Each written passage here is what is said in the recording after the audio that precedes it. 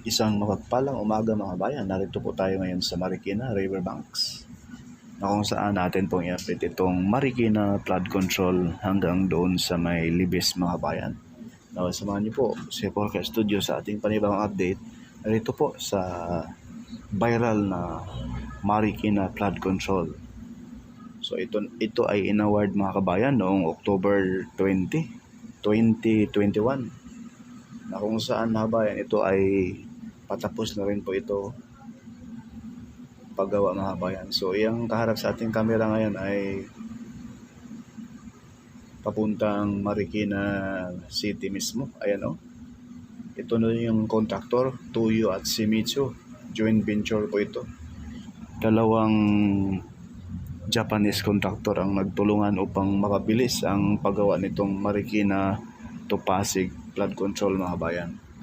Pakiusap po mga kabayan sa iba na hindi pa po nakapag-like, share, subscribe at follow sa ating page. Paki-hit na rin po yung notification bell mga bayan, yung all upang lagi tayong updated pag may mga bagong videos tayong may upload. So masisilayan po natin ay ang harapan natin talagang tapos na yan dyan. Dito po sa tapat ng Marikina Riverbanks. Ang ganda tingnan, napakapulido mga bayan. So dito sa baba natin, posible gagawin pa.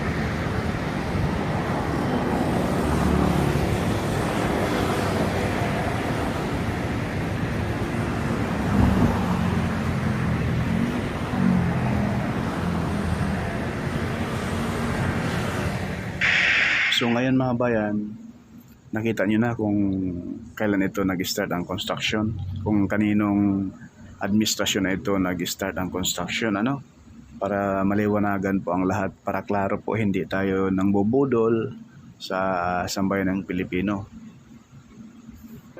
Po mga bayan, ang Japanese contractor ay gumawa pa rito ng pwede ka dyan sa umaga, pwede ka uupo-upo dyan sa gilid ng Marikina River, Ayan po, nakahagdan-hagdan na po yan mga bayan. Yung ibig sabihin dyan ay dyan ginawang upuan yan para sa mga kababayan natin mag-jogging every morning dito sa makahabaan ng Marikina River going to Pasig. Magkonektado na po ito mga bayan. Napakagandang project nito, Kumbaga, paghapon pwede kang maglakad-lakad rito. Pwede rin, hindi natin sure kung ang bike dyan pwede. Palagay ko lakad lang dyan mga kabayan ang allowed.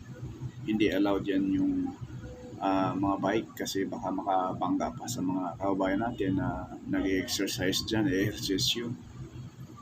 Ayan po, paakyat po to doon sa taas, mga full blast na rin po doon.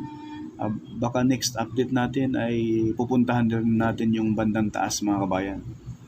Iba'y gumawa itong mga Japanese contractor mga kabayan. Ayan po yung rebars, Antindi ng rebars, mga bakal, bago sila naglatag dyan ng mga upuan. Yung hagdan-hagdan mga bayan, sa ilalim pala ay may matinding bakal pa. Yung mga rebars, hindi. Nakita natin personal, talagang kahit karayo, mahirapan sa paglusot Dikit-dikit talaga siya. Ganon katindi gumawa itong mga Hapon mga bayan. Di baling malugi sila sa materialis, basta't importante yung dignidad nila ay hindi masira. Sana ganon din ang ating mga kabayan na kontraktor, Hindi unahin nila yung pera. Dapat unahin nila yung quality talaga at saka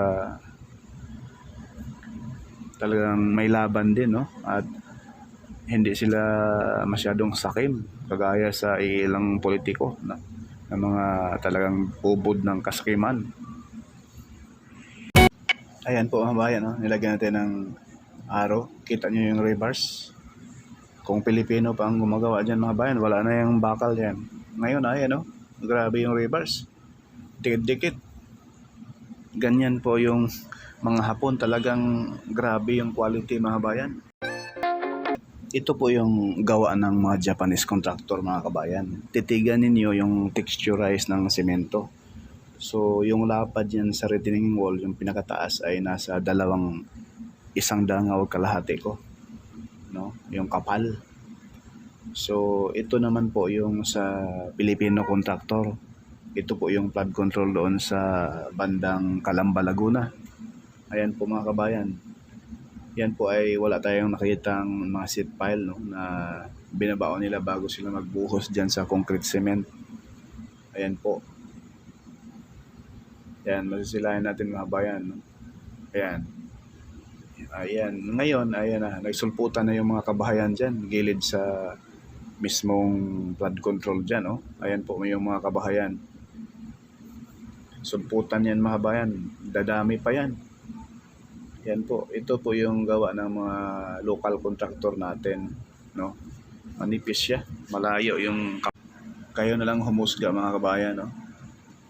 Ayan po. Dito po yung ito na po yung portion bandang Palibis mga bayan. Na kung saan full blast na rin po rito ang pag-dredging, no?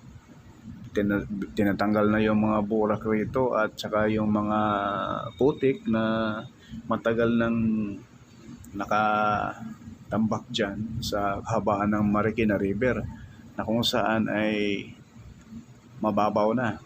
Ngayon, lalo pang mapaganda ito dahil tinatanggal na yung mga burak dyan. Tsaka yung mga putik mismo. Ayan natin mga kabayan sa bandang Santolan area. Ayan po ay tapos na rin po doon sa bandang kaliwa natin. Full blast na rin po doon mga kabayan. So yan po yung baga sa bandang kaliwa, yun po ang gumagawa roon yung simisyo. At ang tuyo dito sa bandang kanan sa area ng Libes.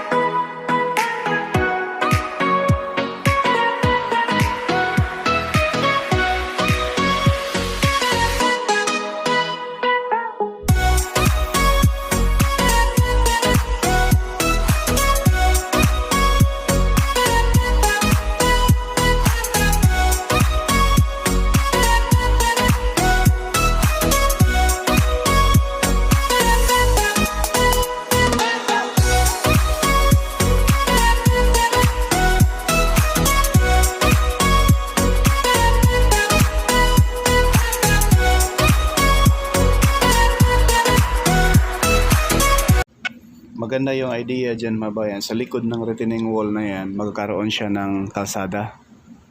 Kasi kung hindi, sigurado puno yan ng mga squatter. Kung hindi nilalagyan ng kalsada mga kabayan, sigurado yan. Punong-puno ng kabahayan yan. Doon nga sa Kalambay, kakatapos lang yung flood control doon. Yung natapos na, pero yung dulo hindi pa. Ay nag-start na yung mga bahay roon. Nagsulputan na. Ganon din yan mangyari dito kung hindi nila lalagyan ng kalsada yung likod na yan. Kasi dati dyan, puro kabahayan po yan mga kabayan.